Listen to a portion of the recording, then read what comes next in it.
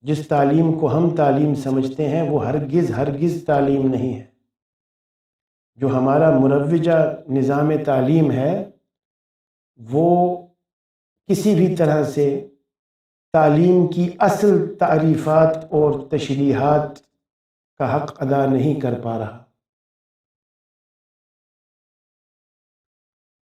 تو ایجوکیشن کو ڈیفائن کرنے کے لیے اگر آپ انٹرنیٹ پر سرچ کریں اور کتابیں پڑھیں ایجوکیشنل سائیکالوجی کی، فلسفی کی، لرننگ سے ریلیٹڈ، تو آپ کو یہ پتہ چلے گا بہت آسانی سے کہ ایجوکیشن ایک ایسا عمل ہے جو کہ بالآخر یعنی کہ شروع میں ABC سیکھیے، الف بے پے سیکھیے، جمع تفریق سیکھیے، ضرب تقسیم سیکھیے، اس کے بعد جیوگرافی سیکھیے، فزکس کے پرنسپل سیکھیے، کیمسٹری سیکھیے، سیکھتے رہیے، کوئی مسئلہ نہیں ہے، لیکن بالآخر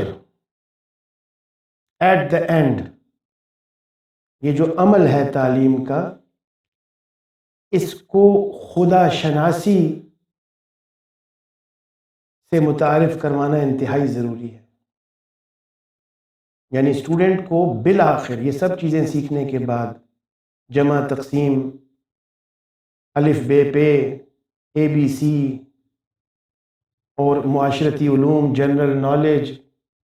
کیمسٹری، فزکس، بایولوجی،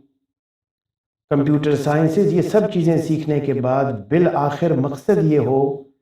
کہ وہ خدا شناس ہو سکے، ٹو فائنڈ دا ٹروتھ۔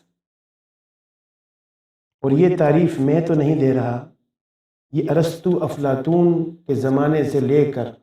اگر آپ تحقیق فرمائیں تو بینجامن بلوم تک اور علامہ اقبال تک اور شاہ ولی اللہ تک،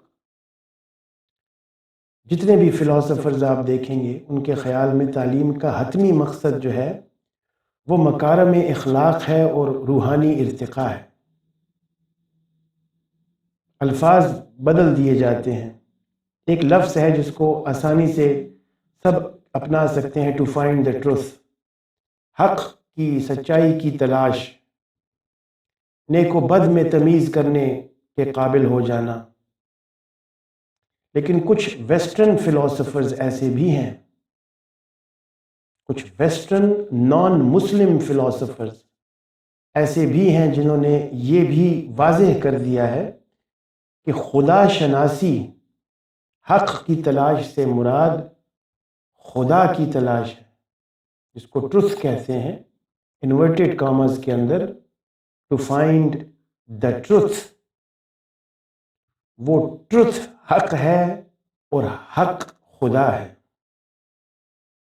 تو تعلیم کا جو بالآخر انجام کار ہے، حتمی ہدف ہے، وہ خدا شناسی ہے۔